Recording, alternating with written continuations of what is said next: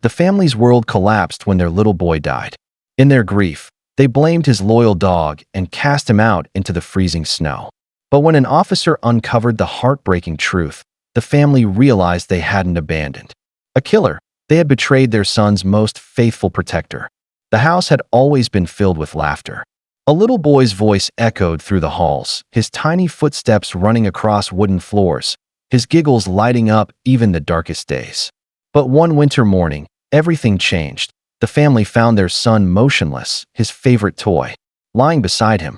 Panic spread like wildfire. Shouts turned into desperate cries, and soon the wail of an ambulance filled the air. Yet when the doctors finally spoke, their words shattered the family's world. Nothing could be done. Their boy was gone. Grief consumed the home like a storm. His parents could not understand, could not accept, could not breathe without blame. And when they saw their loyal German shepherd beside the boy, his muzzle stained from trying to nudge him awake, suspicion turned to fury. In their pain, they made a decision that would break hearts forever. The once beloved shepherd wagged his tail uncertainly, pressing close to the family as if seeking comfort. But instead of an embrace, he was met with trembling hands pushing him away. The mother's sobs turned into accusations, and the father's grief hardened into anger. "Get him out," the father muttered, his voice breaking. He was there. He let it happen. The children screamed as the heavy front door creaked open. Snowflakes drifted in, cold and merciless, as the dog was shoved outside. He scratched at the door, whining, his paws leaving desperate marks on the wood. But no one opened it again. Neighbors whispered when they saw him curled in the snow, his golden eyes fixed on the house he once called home. Night after night, he remained there, refusing food, refusing shelter, waiting for forgiveness. But inside, grief had blinded the family to the truth. Inside the house, silence replaced the laughter that once danced through every room. The boy's toys still lay scattered on the floor, untouched, as though waiting for small hands that would never return. His bedroom door stayed half open, the bed neatly made, the scent of innocence lingering in the air. The parents drifted through their days like shadows, consumed by grief. The mother clutched her son's blanket at night, tears staining the fabric, while the father buried himself in anger, replaying the tragedy in his mind. Every corner of the house reminded them of what they had lost, and what they believed the dog had taken. But outside, just beyond the frosted windows, the shepherd sat in the snow. He never strayed far, his eyes locked on the home he still guarded faithfully. Though banished, he didn't abandon them. Each night, he curled against the doorframe, as if trying to protect the boy's spirit still lingering within. Days later, a police cruiser pulled slowly into the snowy driveway. Officer Daniels stepped out, his breath visible in the freezing air. He wasn't there to accuse, but to understand. Something about the boy's sudden death, and the way the loyal shepherd had been cast out, didn't sit right with him. The officer's boots crunched in the snow as he noticed the dog curled near the porch, his fur frosted, his body trembling from cold. Yet when Daniels approached, the shepherd didn't growl or retreat. Instead, he lifted his head, eyes pleading with a sorrow that pierced deeper than words ever could.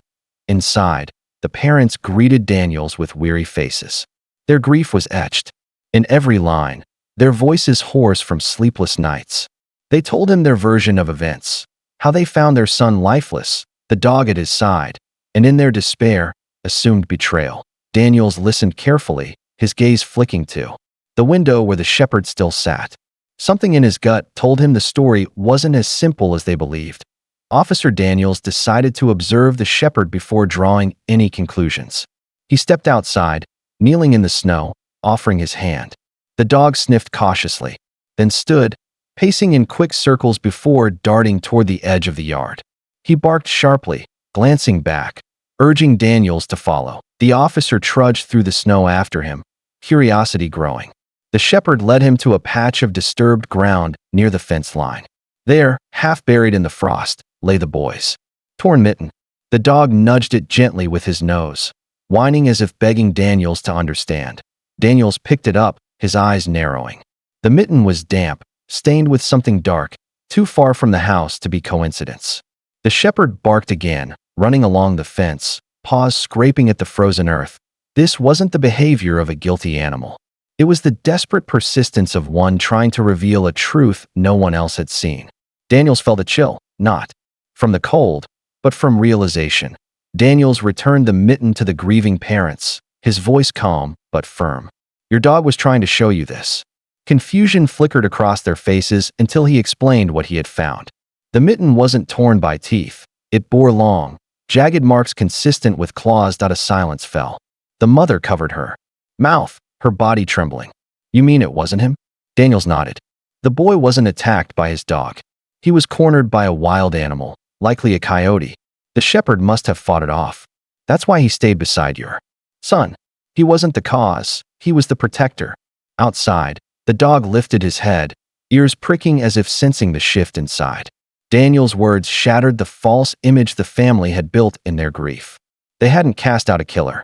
They had banished the very creature that had tried, against impossible odds, to save their child. That evening, Officer Daniels opened the front door and called softly. The shepherd hesitated, his paws frozen on the snowy steps. For days he had been cast out, rejected by the very family he had lived to protect. His eyes searched their faces, unsure if he was welcome. The mother broke first. She fell to her knees, tears streaming down her cheeks.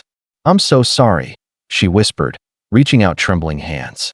The shepherd stepped forward cautiously, then bounded into her arms, pressing his head against her chest. His tail wagged weakly, but his body trembled from cold and exhaustion. The father, silent until now, bent down beside them. His voice cracked as he stroked the dog's fur. You tried to save him, and we turned on you. Forgive us. Neighbors gathered quietly outside, watching the reunion. Some wiped tears, others bowed their heads. The scene was more than a homecoming. It was redemption. The shepherd wasn't just returning. He was reclaiming his place as the family's protector, forever bound by loyalty and loved. In the weeks that followed, the family's home was still filled with grief, but the shepherd's presence became their anchor. He slept outside the boy's empty room each night, as though still guarding him. His quiet loyalty reminded them daily of the bond they had nearly thrown away. Officer Daniels often visited, checking in not just on the family, but on the dog who had carried the truth no one else could see. He wasn't just your pet, the officer told them. He was your son's guardian, and still is. The family finally understood. Grief had blinded them, but truth had set them free. Love and loyalty don't vanish with loss. Sometimes, the purest love walks on four legs and never stops protecting, even beyond death.